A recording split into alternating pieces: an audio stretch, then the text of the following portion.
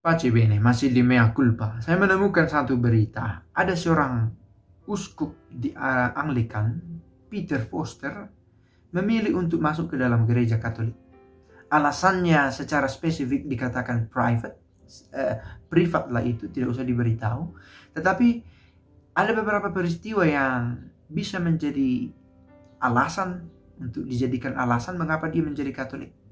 Ada persoalan internal dalam Anglikan, kehabisan uskup perempuan, pernikahan sesama jenis yang di beberapa tempat secara independen tetapi dalam gereja diterima.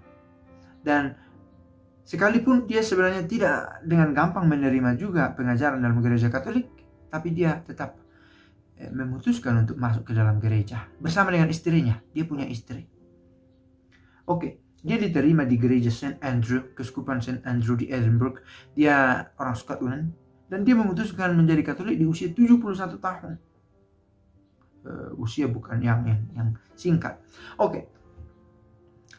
Menarik untuk saya menghubungkan kisah ini dengan bacaan Lukas 5 ayat 1 sampai 11. Tapi sebelumnya saya mau katakan, mana tahu ada yang berkata, konten semacam ini terlalu dangkal, hanya informatif. Untuk saya itu tergantung dari point of view. Saya mengantisipasi pernyataan semacam itu. Ini bisa menjadi pernyataan kisah-kisah informatif semata kalau kita melihatnya sebagai kumpulan data dan fakta. Tetapi ini menjadi informasi yang inspiratif kalau kita benar-benar mencoba menginternalisasi mengapa seorang bapak tua semacam ini berani memutuskan meninggalkan perjalanan panjang hidup rohaninya.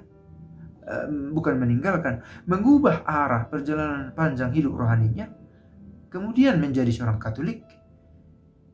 Peristiwa apa yang dia alami? Pengalaman apa yang dia miliki? Kalau kita mau langsung masuk ke dalam bacaan Lukas 5 ayat 1 sampai 11. Apa ini? Tentang Petrus menjadi penjala ikan menjadi penjala manusia. Kita akan melihat bahwa pengalaman pribadi itu amat penting dalam perjalanan hidup rohani kita dan pengajaran serta pewartaan kita.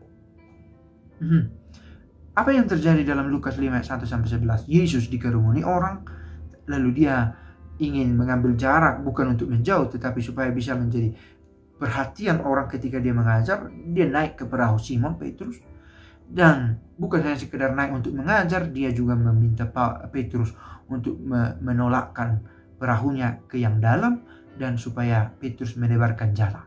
Petrus sempat ragu karena ada pengalamannya. Dia sudah menjala ikan, tak dapat. Tapi karena taat akan perkataan Yesus, akhirnya dia mengalami peristiwa yang lain, yang di luar nalarnya.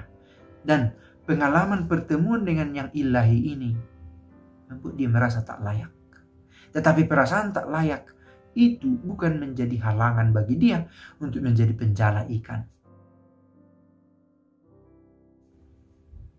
Peter Foster, uskup Anglikan yang menjadi Katolik ini, memiliki pengalaman hidup yang membuat dia berani mengambil keputusan. Keputusan ini, beritanya saja sudah menjadi sebuah pewartaan. Kita belum tahu secara spesifik alasannya mengapa dia memutuskan menjadi Katolik, karena katanya dia menjaga itu tetap sebagai sesuatu yang privat. Sebelumnya dia sudah ada uskup lain yang convert ke Katolik. Dia bukan uskup yang pertama, sekalipun dikatakan Peter Foster adalah uskup yang paling lama, 22 tahun menjabat sebagai uskup dan terlibat dalam organisasi penting di dalam Anglikan. Tetapi kisah ini sendiri sudah menjadi sebuah pewartaan. Petrus menjadi pewarta bukan karena dia seorang ahli buku, bukan seorang intelektual, tetapi karena memiliki pengalaman personal dengan Allah. Ini menjadi bekal yang bisa diwartakan. Nah, kalau kita mau membuat kisah Peter Foster ini menjadi sesuatu yang inspiratif, kita bisa lihat pengalaman apa yang saya miliki. Ini pertanyaan refleksifnya. Tentu ini juga untuk saya. Pertama-tama kan untuk saya, maka saya bagikan. Apa pengalaman personalku dengan Allah? Bahwa pada awalnya dangkal-dangkal, saya pikir semua diawali dengan yang dangkal. Makanya bertolak ke yang dalam. Mungkin kita dikenalkan dengan bacaan-bacaan, oleh bacaan-bacaan.